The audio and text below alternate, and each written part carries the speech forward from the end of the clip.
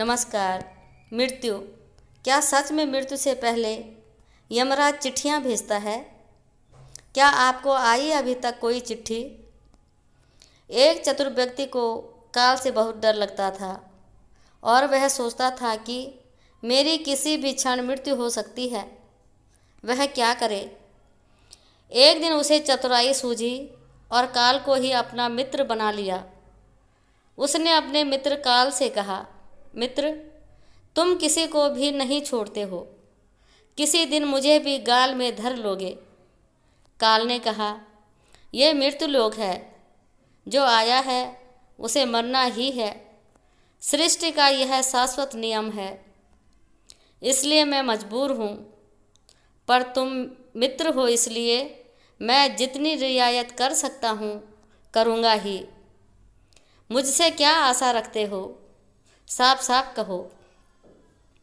व्यक्ति ने कहा, मित्र, मैं इतना ही चाहता हूँ कि आप मुझे अपने लोक ले जाने के लिए आने से कुछ दिन पहले एक पत्र अवश्य लिख देना, ताकि मैं अपने बाल बच्चों को कारोबार की सभी बातें अच्छी तरह से समझा दूँ और स्वयं भी भगवान भजन में लग जाऊँ। काल ने प्रेम से कहा, यह कौन सी बड़ी बात है?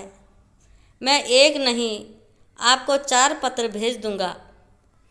चिंता मत करो, चारों पत्रों के बीच समय भी अच्छा खासा दूंगा, ताकि तुम सचेत होकर काम निपटा लो।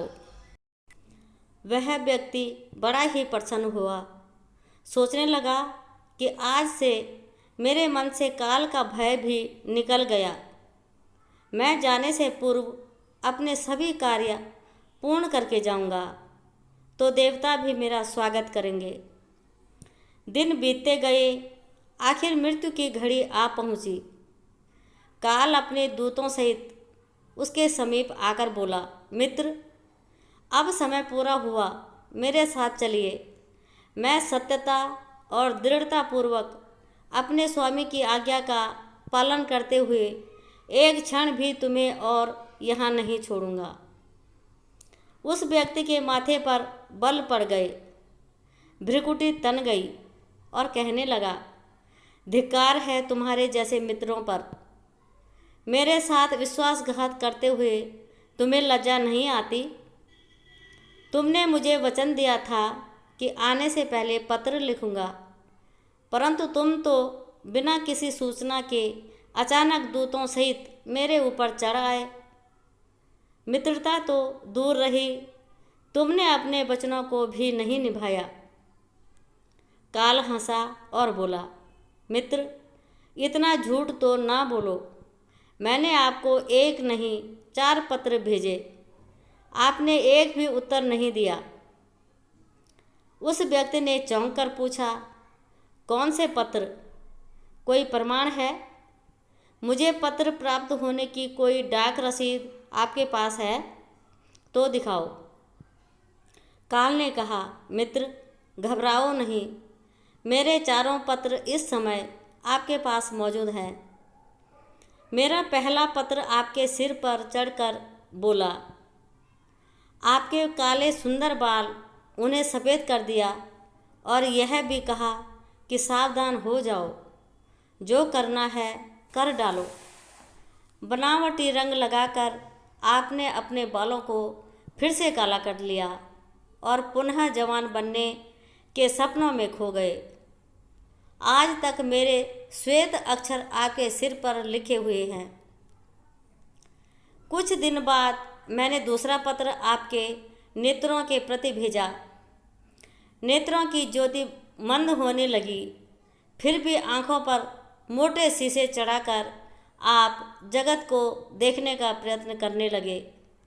2 मिनट भी संसार की ओर से आंखें बंद करके ज्योति स्वरूप प्रभु का ध्यान मन में नहीं किया। इतने पर भी सावधान नहीं हुए तो मुझे आपकी दीन दशा पर बहुत तरस आया और मित्रता के नाते मैंने तीसरा पत्र भी भेजा। इस पत्र ने आपके दांतों को छुआ, हिलाया और तोड़ दिया। आपने इस पत्र का भी जवाब ना दिया, बल्कि नकली दांत लगवाए और ज़बरदस्ती संसार के भौतिक पदार्थों का स्वाद लेने लगे। मुझे बहुत दुख हुआ कि मैं सदा इसके भले की सोचता हूँ और यह हर बार एक नया बनावटी रास्ता अपनाने को तैयार रहता है। अपने अंतिम पत्र के रूप में मैंने रोग, क्लेश और पीड़ाओं को भेजा, परंतु अपने अहंकारवश सब अनसुना कर दिया। वह व्यक्ति काल के भेजे हुए इन पत्रों को सुनकर फूट फूट कर रोने लगा और अपने विपरीत कर्मों पर पश्चाताप करने लगा। उसने स्वीकार किया कि मैंने गलत में शुभ चेतावनी भरे इन पत्रों को नहीं पढ़ा।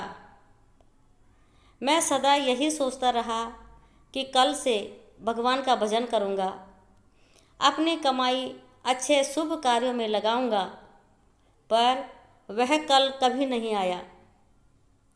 काल ने कहा, आज तक तुमने जो कुछ भी किया, राग, रंग, स्वार्थ और भोगों के लिए जानबूझकर ईश्वरीय नियमों को तोड़कर तुमने कर्म किए। उस व्यक्ति को जब कोई मार्ग दिखाई नहीं दिया तो उसने काल को करोड़ों की संपत्ति का लोभ दिखाया। काल ने हंसकर कहा, मित्र, यह मेरे लिए धूल से अधिक कुछ भी नहीं है। धन दौलत, शोहरत, सत्ता, ये सब लोभ संसारी लोगों को वश में कर सकता है, मुझे नहीं। काल ने उत्तर दिया, यदि तुम मुझे लुभाना ही चाहते थे तो सच्चाई और शुभ कर्मों का धन संग्रह करते। यह ऐसा धन है जिसके आगे मैं विवश हो सकता था, अपने निर्णय पर पुनर्विचार को बाध्य हो सकता था, पर तुम्हारे पास तो यह धन धेले भर का भी नहीं है।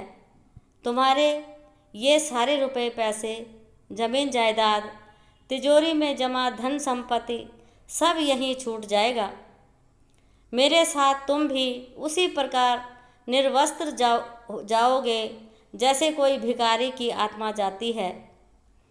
काल ने जब मनुष्य की एक भी बात नहीं सुनी तो वह हाय हाय करके रोने लगा। सभी संबंधियों को पुकारा, परंतु काल ने उसके प्राण पकड़ लिए और चल पड़ा अपने गंतव्य की ओर। दोस्तों, इस कहानी से हमें ये सीख मिलती है कि एक ही सत्य है जो अटल है, वह यह है कि हम एक दिन मरेंगे ज़रूर।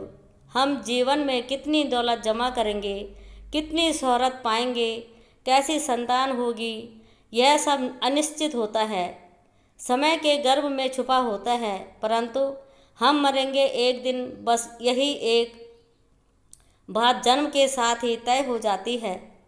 समय के साथ उम्र की निशानियों को देखकर तो कम से कम हमें प्रभु परमेश्वर की याद में रहने का अभ्यास करना चाहिए। इसमें तो हर एक को, चाहे छोटा हो या बड़ा, सबको प्रभु परमेश्वर को याद में रहकर ही कर्म करने चाहिए। दोस्तों, कैसी लगी आपको आज की कहानी? ज़रूर कमेंट करें और चैनल को सब्सक्राइब करना ना भूलें। पूरी कहानी सुनने के लिए आपका बहुत बहुत धन्यवाद। जय श्री कृष्णा।